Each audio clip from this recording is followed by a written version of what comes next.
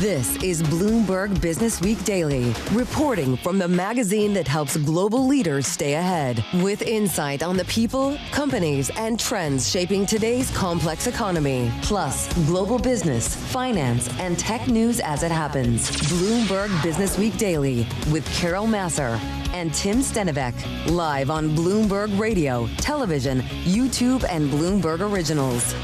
And a very good afternoon, everybody, across Bloomberg platforms. I'm Carol Massar along with Tim Stenovec. This is Bloomberg Businessweek Daily. Let's get to the setup because we've got, the Dow at a record intraday. House lawmakers poised to end this historic shutdown here in the United States, government shutdown. And maybe it would unlock some access to economic data that would be key in shaping the Fed outlook. However, yes. Didn't we get a headline on some of that data? Oh, yeah. The October numbers, we're not going to perhaps ever get them. Yeah, okay. So that's kind of a bit of a bummer. All right. So maybe we'll get them. Perhaps. Welcome to the environment in 2025. We're going to get into that. There's so much going on. We've got an incredible lineup over the next 60 minutes. Bob Michele, Chief Investment Officer, head of the Global Fixed Income Currency and Commodities Group over at JPMorgan Asset Management, tying all the micro and macro together. And then we get reads on the U.S. consumer, Tim. Yeah, that from Delta Airlines CEO at Bastian. Also, Tricia Tolivar, the CFO over at Cava. She'll be joining us a little later in the hour. And we're going to talk a little bit about global energy with the CEO of Vista Energy, about Argentina's push to replicate the U.S. shale boom. So there's a lot going on. Let's get you going, though. On the trade, here is Alexis Christoforous in for Charlie Pellet. Thanks, guys. It's another record day for the Dow Jones Industrial Average, which is now up nearly 400 points at 48,317, being led higher here by shares of United Healthcare and Nike. In the broader market, the S&P 500 is up 8. The NASDAQ trying to climb into the green. So far, no dice. It's down about 65 points. And the Russell 2000 up just fractionally at the moment. We've got Treasury yields slightly lower with the 10-year yield at 4.06%, the 2-year at 3.5%. Gold rallying about 2% now at $42.08 the ounce, but we've got oil slipping. WTI crude down more than 4%. Brent crude off nearly 4%. That's on concerns about oversupply. OPEC says global oil supply will match demand next year, marking a further shift from its earlier projections of a supply deficit. For on-demand news 24 hours a day, subscribe to Bloomberg News Now, wherever you get your podcasts. I'm Alexis Christoforous, and that's your Bloomberg Business Flash. All right, Alexis, thanks so much. We did see treasuries with yields dropping across the curve on bets that the Fed will have room to cut rates next month, that last meeting of 2025, maybe to help prop up the U.S. jobs market. Traders might get some clues. We've got a lot of central bankers out there speaking. We are curious to see what Bob Michele has to say. He's Chief Investment Officer, head of the Global Fixed Income Currency and Commodities Group over at JPMorgan Asset Management, a certainly well-known voice here across Bloomberg platforms, joining us in studio. Welcome, welcome. Happy to be here. Well, it's great to have you here. I feel like there's some different views out there, like the tariff angst maybe not completely done. We've got a growing U.S. budget deficit, Bob. We've got a slowing U.S. labor market. How do you see today? Let me throw this in. More Americans falling behind on their car payments. How is the U.S. economy right now? How do you see it? I think the U.S. economy is just okay. It's not great. I think recession is remote, but it's a little bit squishy. So it feels as though businesses and households are still struggling a little bit with tariffs and the ultimate impact to cost of goods. I think that's a headwind. Certainly the government shutdown hasn't helped with sentiment. And of course, the Fed has highlighted for a while that interest rates are a bit on the restrictive side. And I think all of those things are conspiring to take a little steam out of the economy right now. The labor market part is what I'm really interested in hearing from you. Absent government data for a couple of months, what's an accurate view of the strength of the labor market right now? So the government data is one thing, but you and I both work in franchises which have ungodly amounts of data. We use that. We look at the Chase data. We look how the consumer is performing. The consumer looks okay. Deposit balances look okay. We're seeing big ticket purchases starting to tick up a little bit. But of course, all of that is concentrated in the top quintiles of earners.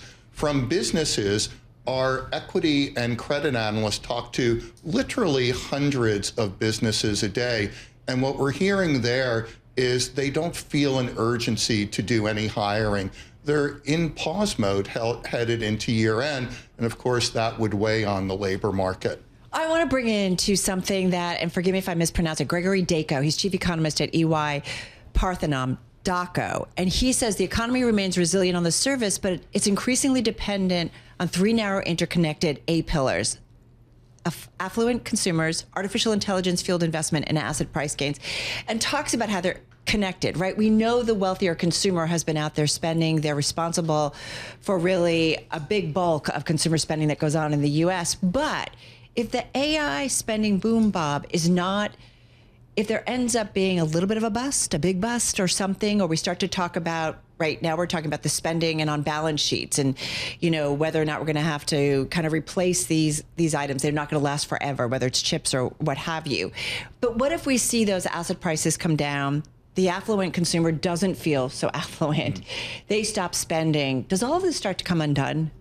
It could, but I think we have to remember we're a month and a half away from the One Big Beautiful Bill Act hitting.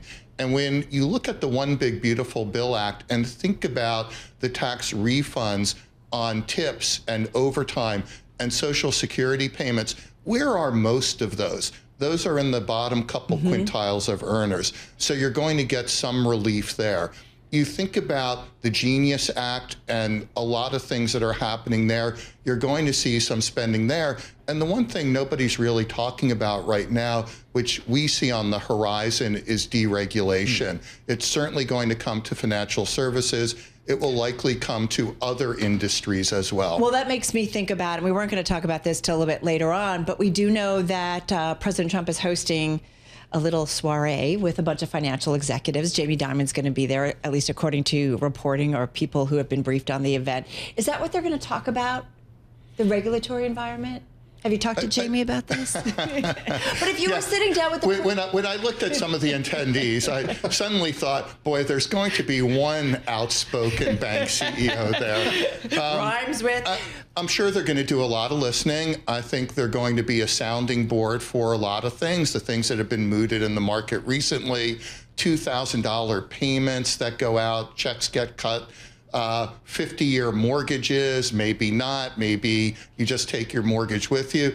I think this is going to be an administration that will bounce things off of them. Yeah. I think it will be one that will ask them, what do we need to do to unleash big banking, big business? Are there other things that can be done?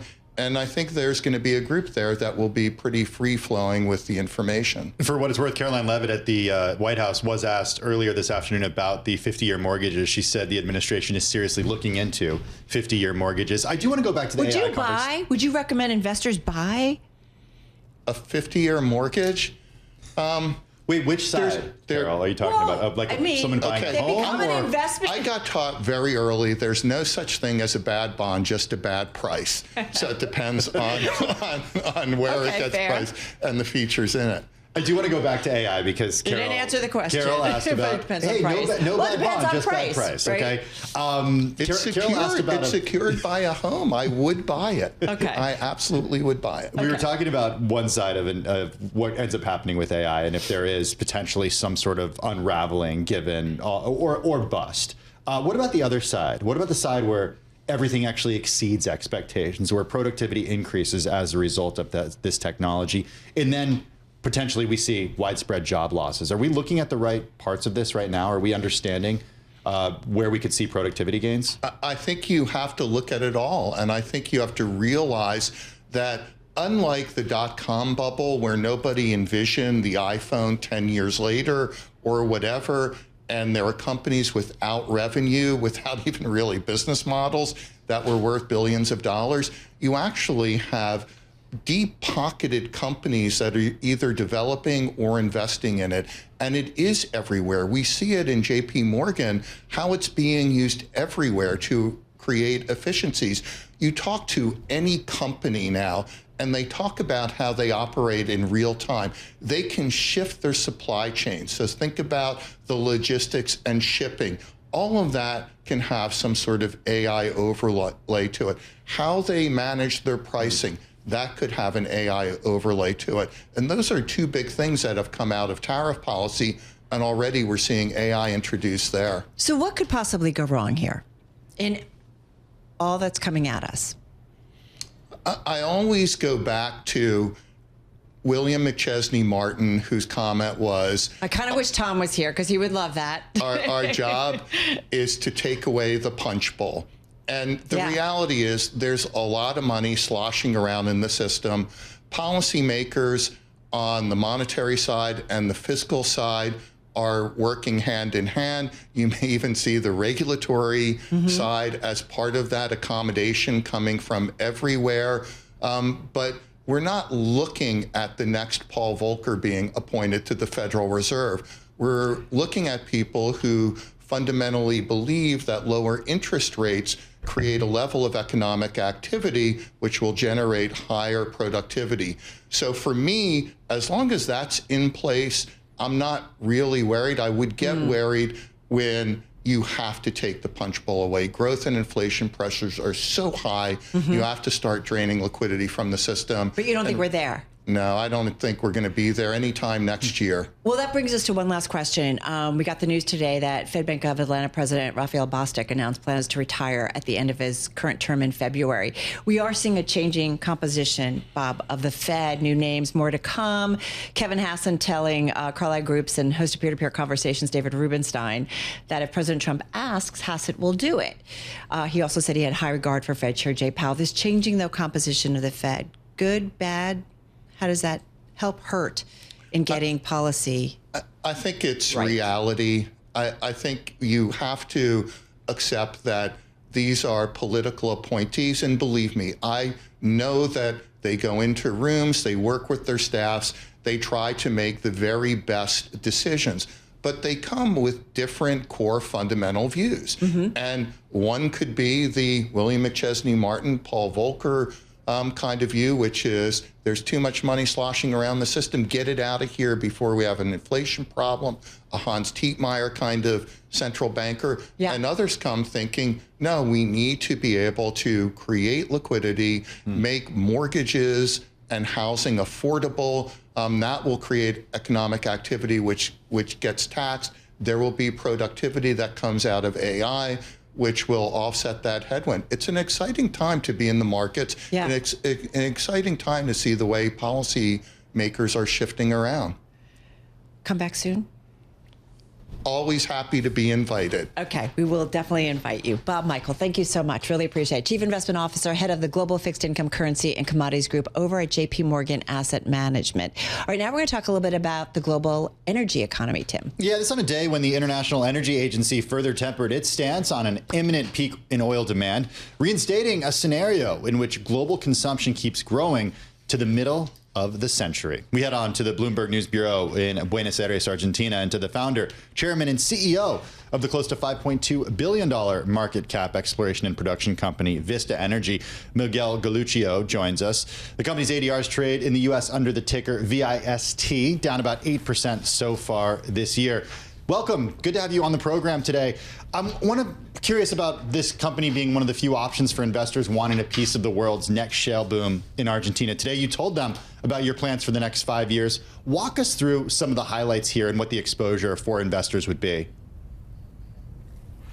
Hi, team. Thank you very much for having me. Yes, let me give you a context about Vista. Vista was a company that was listed in 2018 in the New York Stock Exchange at $9 per share.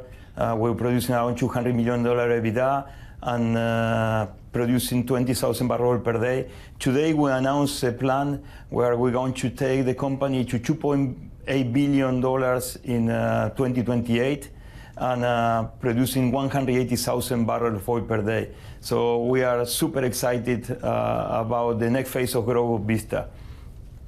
One of the things I want to ask you, Miguel, is President Milei. He is somewhat of a global star, a Wall Street darling. He's already helped Argentina's shale industry. They've done deregulation, like getting rid of some price caps on crude there. So resounding, election for him, or I should say endorsement of him, what we saw in the midterm. What else would you like he and his administration to do? Yeah, Carol. So yes, as you pointed out, I mean, stabilizing the macroeconomy, having access to the capital market is good news for Argentina. More of a country that have a lot of resources to be produced and where capital is one of the main elements that are important to continue accelerating the growth of Vaca Muerta. What else we can do? I think there's one thing that we can do is to become more competitive. We are today, we have a rock that is fantastic. We have super productivities. You have seen the numbers of Vista. We have margins of EBITDA around 65%. Nevertheless, the cost of a well in Argentina is still around 30 to 35% higher than the cost of a well in US. So being more competitive, that means deregulating the market, having less tax, better law, more flexibility, definitely could help for us to be more competitive. For Argentina, more competitive means more investment, more production, more export, more proceed for the country, more job for our people. On the capital side of this, could the company now come to market with more global bonds or maybe even a follow-on equity offering? How are you thinking about financing? Well, we just released a plan that is fully funded. We are in a cycle where we are cash flow positive. We have the inventory of wells to drill. We have the equipment. We have 4 drilling rigs and 2 frac sets. We have the capacity to evacuate. We export around 60% of our production today. In 28, we will export in 75% of the production. Vista is the main exporter of Argentina and the main independent producer for Argentina. So we don't really need to come to the market. But there are several companies from the industry that have come to the market last week due to the result of the election. And it's very positive for the industry that the rest of the industry had access to the market today. It clearly will accelerate the development of Vaca Muerta in Argentina. So I am also curious, okay, so that would help Vaca Muerta.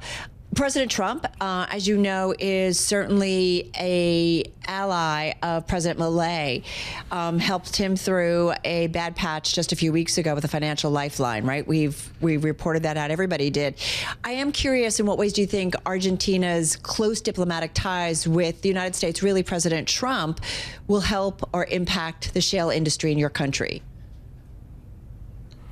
Now look at Carol, I mean, everything that helped to stabilize the macroeconomy of Argentina, and as I said before, to gain competitiveness is good for the industry. So if Trump did that, it's good for the industry, it's good for the country. I will not comment politically, I don't have a political view on that subject, but anything that can help Argentina to stabilize the macroeconomy is, for me, is welcome.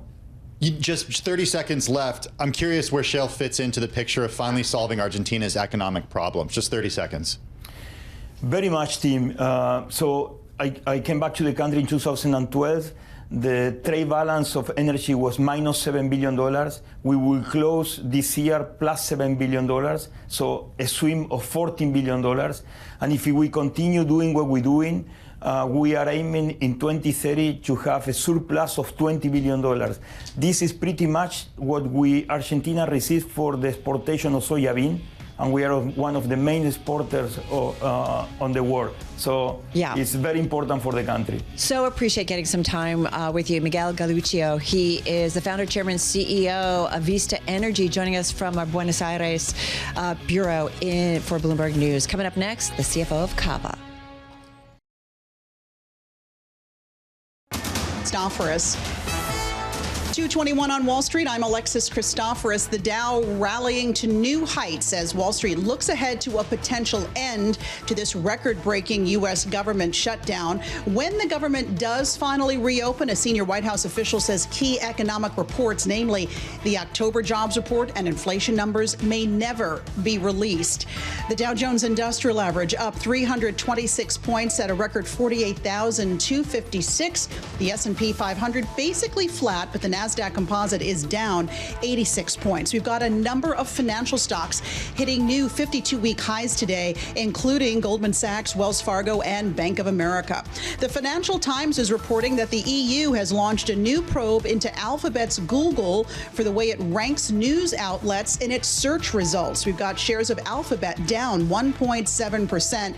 On the flip side, shares of the Swiss sneaker brand On Holding climbing now 19% after the company boosted its sales forecast for the year following better than expected third quarter results. For on-demand news 24 hours a day, subscribe to Bloomberg News Now wherever you get your podcasts. I'm Alexis Christoforous. That's your Bloomberg Business Flash. All right, great stuff. Alexis, thank you so much. In for Charlie Pellet on this Wednesday. Hey, shares of Cava slightly lower, down about 0.5% in today's session. They are down, though, around 56% year to date. They are also down nearly 70% from an all-time high last December, and nearly 15% of the float is short. Now, keep in mind, the company did report after the close on November 5th. The stock closed down about 2.6% the following day on that news. What the earnings news was? Cava Group cutting its full-year sales growth targets after its foot traffic stalled in the third quarter, and that added to some worrying trends that financially squeezed consumers are foregoing fast casual restaurants. To be fair, we've seen this at some other fast casual restaurants. So back with us in our latest installment of CFO Briefing, Tricia Tolivar. She is the Chief Financial Officer of Cava, joining us from Baton Rouge, Louisiana. She will be featured in an upcoming CFO Briefing newsletter. And then also with us in studio is Nina Trentman, Bloomberg News Senior Editor. She writes the CFO Briefing newsletter, which you can subscribe to and find at bloomberg.com/CFO Briefing. Good to have you both here. Tricia, I want to start with you because we actually saw Citi come out, and Cava and Sweetgreen were put on Citi's 90-day positive catalyst watch. An analyst there noting that sales he expects to improve off lows as the U.S. government likely reopens in the coming weeks. I'd love to start there, and welcome back to Bloomberg. How has the shutdown hurt business, and how does it look from here on out if indeed we see the government start opening? Hi, Carol. It's good to be with you today. Certainly, as we experienced the shutdown and around the middle of October, around the time when people in the District of Maryland, Virginia stopped receiving their paychecks, we did see a slight step down in spend in those markets. Certainly not anything acute, but certainly an impact that we noticed in the business overall. So as we look forward to hopefully a return to work in the near future, it's likely that it will have a benefit. But really what we're wanting to do more focused is on the long term, and what that means for Cava to be able to provide incredible food, abundant offerings with amazing flavor that make you feel good while you're eating it and after. And we believe that relevance will continue to drive benefit for the business over the long term. The other thing to keep in mind is that we are anniversarying or lapping very strong same restaurant sales in the prior year, fourth quarter, at 21%. And so that is what's influencing our outlook for the rest of the year in 25. And as we go into 2026, looking forward to the culinary offerings that we have that we can bring to our guests every day. Tricia, thanks for joining us again. Just wondering, in terms of your view of the consumer, we've seen restaurant chains, not just you, but also others, reporting weaker results and cutting forecasts. What's your view of the consumer from here? We've heard a lot about the K-shaped economy, where sort of well-off people are doing well, but the weaker income bands are just spending less. Is that something that you're concerned about? Certainly, you can see from the high frequency data with credit cards that the consumer is feeling some more pressure, as well as just the consumer sentiment in general. There have been a lot of challenges as the consumers are facing them in the near term. And as we experience those in our business, what we're finding is that consumers continue to lean into our premium items. So our amazing steak and our new chicken shawarma, as well as attaching with incremental items like our fan favorite pita chips. Right now, we've got cinnamon sugar pita chips with a drizzle of honey that's incredibly tasty. I'm hungry. As well as our fresh. I know. I had them for lunch today, so they're incredible. But that, as well as our house-made juices. So those are continuing to attach and increase. And also, when you look at our restaurants and at how they're positioned based on median household income in their markets, we're finding that the lower income consumers actually experiencing in those restaurants higher same restaurant sales than the rest of our cohorts of restaurants. So from that standpoint, it's encouraging to see that we are becoming more accessible for the lower income consumer and driving increase in sales in those areas. How does the weaker results that you reported in the quarter, how does that impact your planning on future growth? Like, I know that you wanted or are planning to open as many restaurants next year, roughly as you opened this year. Is that still the plan? We do intend to continue to increase the opening of our restaurants with at least 16% growth in restaurants in 2026. This year we'll open at least 68 to 70 restaurants. And what we're seeing is that despite the challenges we see with the consumer today, we're very encouraged about the strength of the business and what we're able to offer. So our new restaurants that are opening or have opened in 2025, those restaurants are delivering average unit volumes above $3 million, which is above our chain average. And that really underscores the power of the brand itself, the excitement around the consumers as we come into new markets and existing markets, and gives us the confidence in our white space opportunities that we will continue to lean into our growth in new restaurants as we move forward. Certainly new restaurants a big part of CapEx this year and next year, but where else are you investing? We're always looking for ways to make our operations and our restaurants easier to run for our team members. So some of the investments we're making are in equipment in the restaurants to streamline operations, like our kitchen display systems, which works with our digital ordering systems on the back of the house, which supplies our digital customers. Those tools allow our operators and team members to fill orders more easily and create a higher level of accuracy. We've also equipped our restaurants with turbo chef ovens. Many of our restaurants didn't have them, and in this year we made those investments. It streamlines cook times, creates better quality and efficiency, and simplifies operations for the team members overall. Our view at Cava is a happy team member equates to a happy guest and a happy P&L, and we're always looking for ways to reinvest in the business to drive that. Let's talk P&L, and I'm just curious about, in your earnings, tariffs talked about how they have hit your or you guys talked about how tariffs have hit your restaurant level profitability through higher food, beverage, and packaging costs.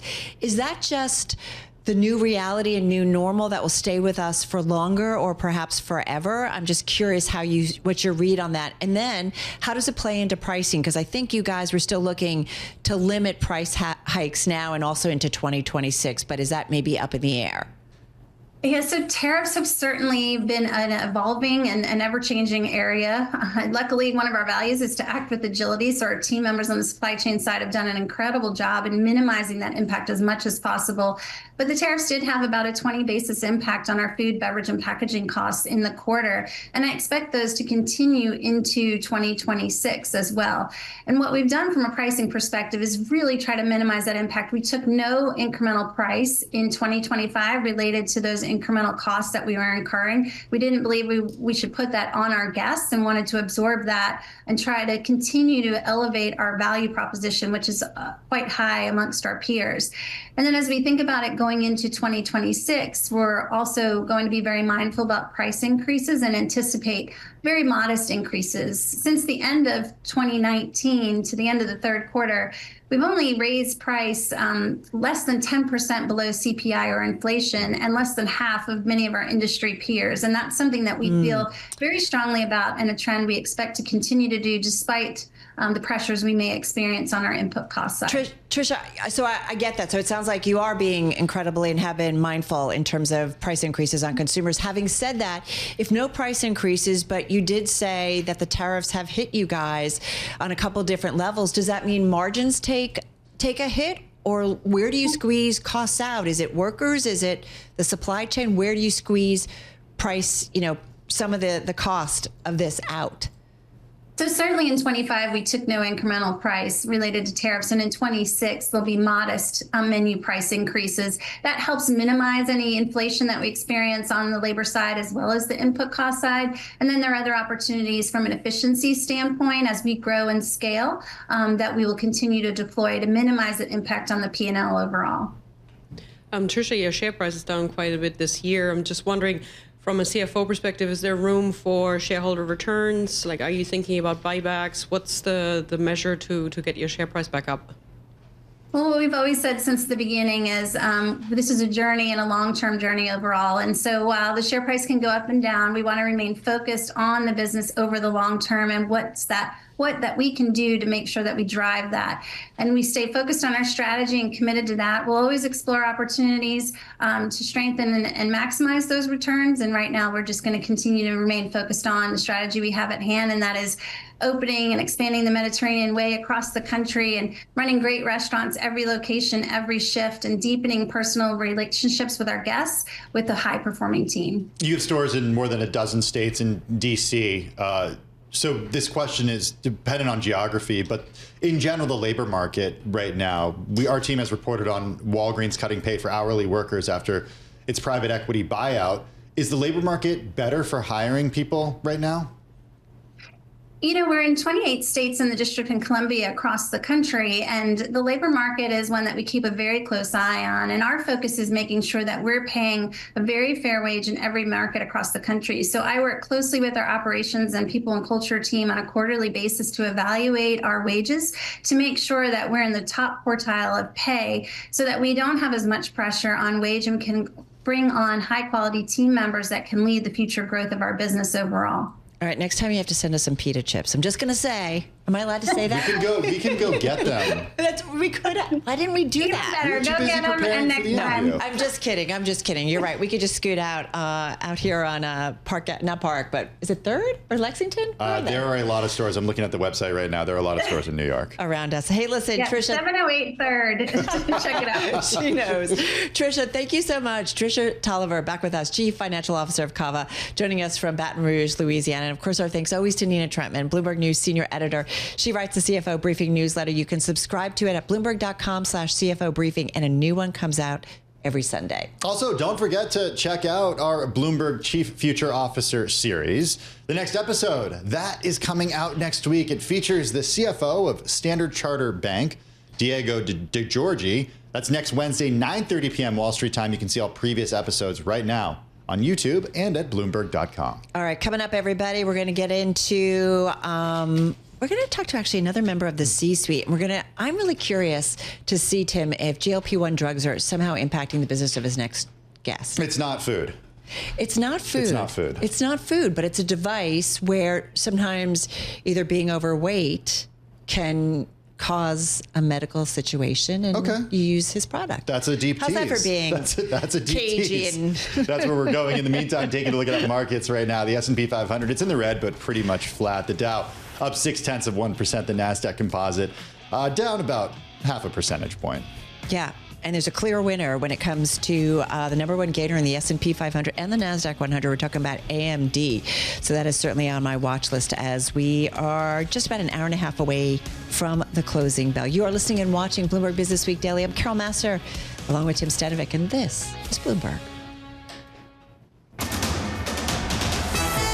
2:40 on Wall Street. I'm Alexis Christoforous. Still a mixed market with the Dow in record territory, but the broader market is struggling to come back into the green. We still have optimism here that this longest government shutdown in U.S. history will end later tonight. The Dow up 353 points at a record 48,281. The S&P 500 inching up 2, but the NASDAQ composite down 88 points. Reuters is reporting that NVIDIA denies plans to invest $1 billion in the northern Mexico state of Nuevo León. That's just hours after that state governor touted the firm's plans to build a data center there. Shares of NVIDIA lower for the second straight day, down about 0.5%. But we've got NVIDIA's rival, Advanced Micro Devices, up big for a second straight day, now gaining nearly 7% after CEO Lisa Su told a company event that the AI chip maker will see more than 35% year-over-year revenue growth for the next 3 to 5 years. And BlackRock Coffee Bar recorded higher sales and a narrower loss in the third quarter in its first quarterly report. As a public company, still shares of BlackRock Coffee Bar down 0.6%. And perhaps in a sign of our times, more Americans than ever are falling behind on their car payments. Fitch Ratings says the share of subprime borrowers at least 60 days past due on their auto loans is now at the highest level on record, dating back 30 years. For on-demand news 24 hours a day, subscribe to Bloomberg News Now, wherever you get your podcasts. I'm Alexis Christoforous. That's a Bloomberg Business Flash. Back over to Carol and Tim. All right, Alexis, thanks so much. Just crossing the Bloomberg terminal, a few headlines and a right through, courtesy of the Wall Street Journal, folks. The Federal Trade Commission investigating whether proxy advisory firm Institutional Shareholder Services, ISS, and Glass Lewis violated antitrust laws through their business of guiding shareholder votes, Tim, on contentious topics. Yeah, once again, proxy advisors ISS and Glass Lewis are facing antitrust probes. This, according to the Wall Street Journal. I will say the probe is focused on the firm's competitive practices and how they steer clients on issues such as climate and social-related shareholder proposals. So check it out, the story, the right through, fully in the Wall Street Journal. Okay, well, Carol gave lots of clues. Perhaps you were able to piece things together. We're talking about Inspire Medical System. Shares of the company under pressure, down 50% so far this year. 11% of the float has been shorted. However, that said, the stock soared as much as 21% the most intraday, going back to August of 2024, after the medical device maker gave its quarterly update. That was earlier this month. It also boosted its full-year profit guidance following better than expected results in the third quarter. Piper Sandler views the print as, quote, a step in the right direction. For more on the business and outlook back with us is Tim Herbert, founder, chairman, and CEO of Inspire Medical Systems. He joins us from Florida. I want to start with the question that Carol teased just a few minutes ago, Tim, and that's the effect of GLP-1s on your business. As we know, it can lead to weight loss. It does lead to weight loss. That's what studies have shown. And there are a lot of like knock-on and second-order effects of this. Does it affect your business? Yeah, well, thank you first for having us back. It's great to be with you today, and beautiful day. GLP-1s provide an opportunity for patients. You mentioned before patients can lose weight. There are certain patients that have a high enough weight that they're unable to benefit from Inspire. So having those patients lose weight certainly does create an opportunity that they can then qualify for Inspire. There's also some concerns that patients may want to try a GLP-1 before they go to surgery. We think that's fine.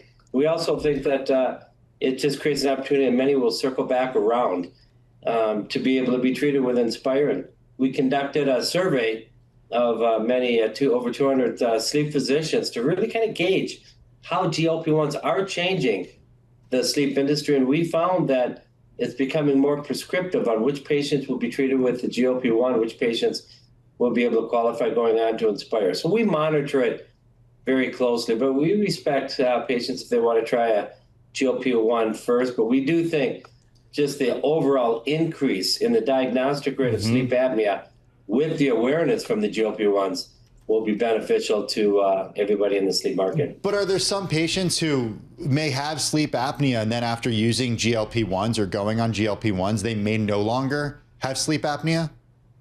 That's what their clinical data showed. Typically, the patients who go on a GLP-1 have a higher BMI, body mass index, even that over 35. And our average BMI of the patients that we treat tend to be at 29. So it's a different population set, but hopefully the patients with the higher BMIs can lose weight and therefore come into our indication and thereby be treated with Inspire. So we monitor it very closely, and I think it's in the long run going to be a very positive for Inspire. Yeah, because I just want to go back to, I think it was back in, I don't want to say even last year, that we saw Eli Lilly's weight loss drug, Zepbound, improved sleep-related breathing problems in some study. So we are seeing progress on this. I mean, listen, we kid with our team that covers it, and, that basically Madison Muller, who covers the GLP-1, and her team, that this feels like it's the drug that's going to treat so much or fix so much because it's just shown overweight or being overweight. And we know it's not easy for some, that leads to so many different health problems. So do you see it as being, though, a longer term risk to your business? Or do you see that there's still, I don't know, what market size that will still need your device?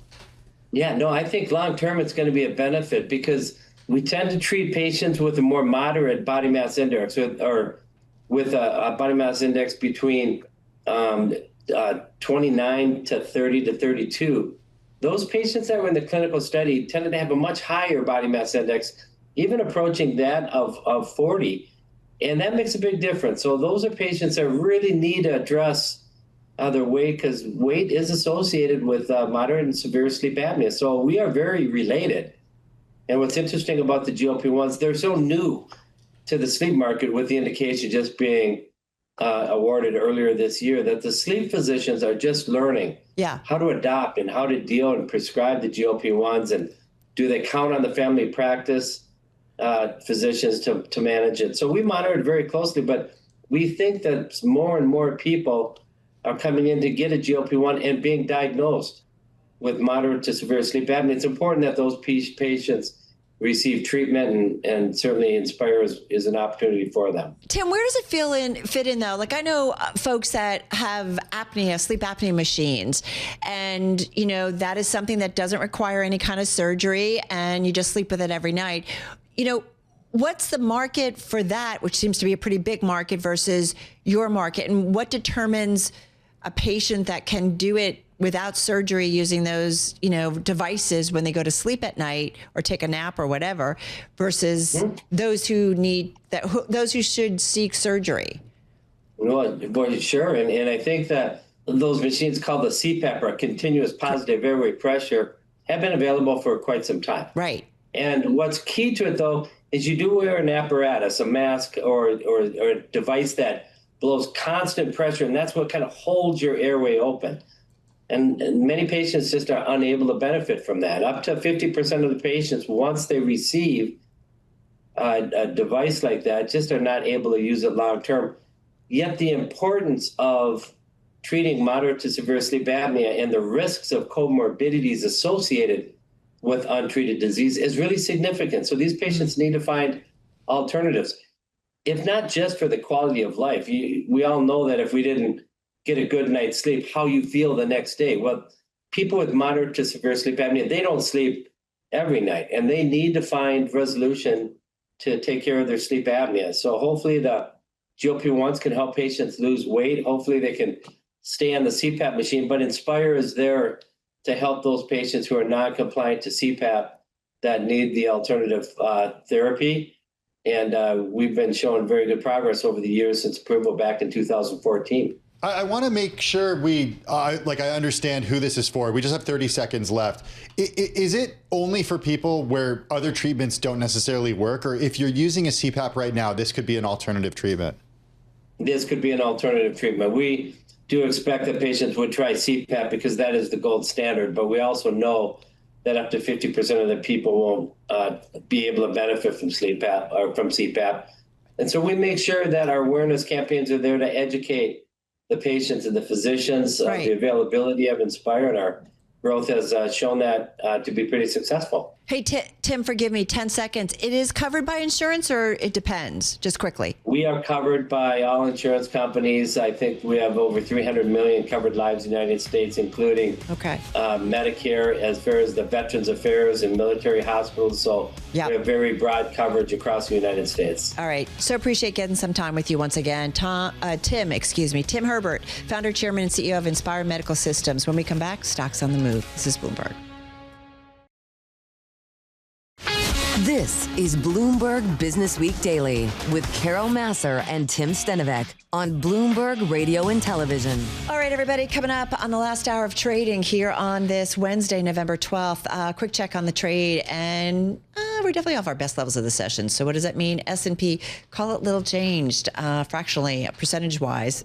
It is pretty much unchanged. We're just up about 2 points on the S&P. NASDAQ 100 down about 0.2%, down 45 points. It's the Dow that we've seen another record intraday, up 351 points, up 0.7%. It's interesting to see the move that we've seen in the Dow, and I know we kind of brush it off often. Because it's a price-weighted index. No, so I get it. A lot of people are, and that's why we saw it higher yesterday. NVIDIA's not part of it. NVIDIA took a big tumble. Right. We saw that affect the... But it's interesting, right? I don't know. The market cap weighted index. I remember when the Dow mattered. Well, in terms of what's actually moving in the S&P 500 right now, energy down 1.5%, communication services and consumer discretionary are all lower. Healthcare, materials, financials are leading the way higher. You know what also is moving in today's trade? Airlines. If I look at the S&P 500 airlines composite, all 9 names in that index are higher. If you look at Delta, it's up about 4.5%. The company did say mandated flight cuts that snarled U.S. air travel caused a significant financial impact, though the carrier expects a return to normal during the typically bustling Thanksgiving holiday. Yay! If the government shutdown ends this week. Delta's CEO, Ed Bastian, spoke to Bloomberg's Lisa Abramowicz, one of the hosts of Bloomberg Surveillance on Bloomberg TV. And here's what they had to say. They covered a lot of ground. I'm glad we got to our 100th centennial and so proud of our people. First U.S. airline to reach 100 years of age. But yeah, we're hoping that the vote comes back tonight and we get everybody paid, most importantly, all those essential workers, controllers, the security agents, the regulators, everyone in the system. They do such amazing work. They're heroes doing this for a month and a half without pay.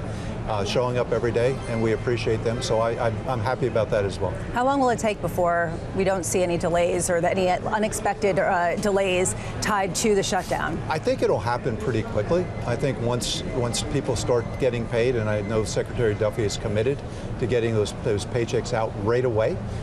So over the next couple of days, I think you'll see things starting to turn to normal. Yesterday was actually a pretty good day. The weekend was tough. We had weather. We had a lot of staff shortages in many of the ATC towers that caused delays and cancellations. Looking ahead, weather holds, and I think the outlook for the weather is not too bad. It should be by Friday. I think we should be back pretty close to normal. Do you think Thanksgiving will also be back to normal? Thanksgiving will be great. Okay. Listen, we know the importance of Christmas and Thanksgiving and the holidays. That's our Super Bowl. And that's what we rehearse and plan all year long. We're going to be in really good shape for that. Have you seen anybody make any cancellations or not make plans? Yeah. Anything that sort of highlights the concern around some of the delays that we've seen from the government shutdown? Yeah, and it's understandable. We've seen some reduction in bookings, not material, but maybe 5 to 10% from where we would normally be. One of the frustrating things to me is that heading into this period, when they decided on Thursday to start canceling flights, we had tremendous momentum. The revenue-based business going double digits, premium categories all going double digits, if not more. We're going really strong, and then you get into this situation. All those travelers say, "Well, maybe I'll wait and see what's going to happen here." So we did see some refunds. We did see some. We were very flexible in refunds. If people wanted their money back, we were happy to. Not happy to, but we wanted to make sure they were being taken care of.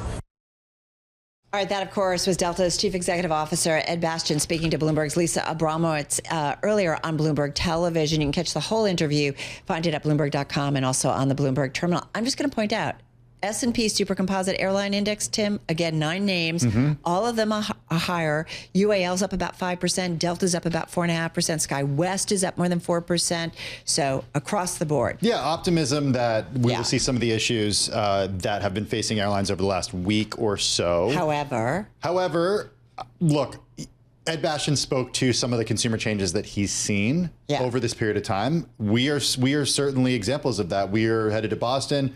It's kind of like the same amount of time flying versus driving, but we didn't even consider flying this time, or flying versus train rather.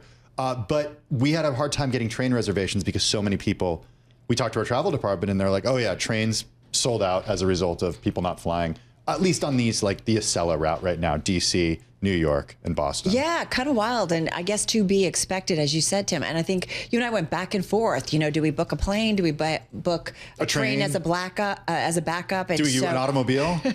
Which actually could be an option. We actually thought about, do we just book an Uber and just kind of go there because the prices start to be comparable? But kind of crazy. I think we're all looking forward to things kind of getting back to normal. You got home okay last week from our trip from Denver, but I had a 2-hour delay, so I'll be happy to have it all go back to normal. The shutdowns, they always come to a head at the airports, don't they? They do. That's what it seems like. That's when we start to feel it. Hey, speaking of feeling it, we're trying to feel out this economy. We got a great conversation coming up in our 3 o'clock hour. Peter Atwater is going to be joining us. He is adjunct lecturer of economics at the College of William and Mary. He's the president of Financial Insights. He's somebody who's certainly very familiar to our audience. And then Connor Sen is going to be joining us just a little bit later as well. He's got a really interesting affordability column that talks about the success of Democrats last week and really the challenges of the economy moving forward. Yeah, I feel like this is all front and center. Folks, we've got a market where the S&P is slightly lower, little changed. Dow intraday, new record, and NASDAQ 100 down about 60. If you're watching on TV, the close coming your way. Tim and I continue on radio.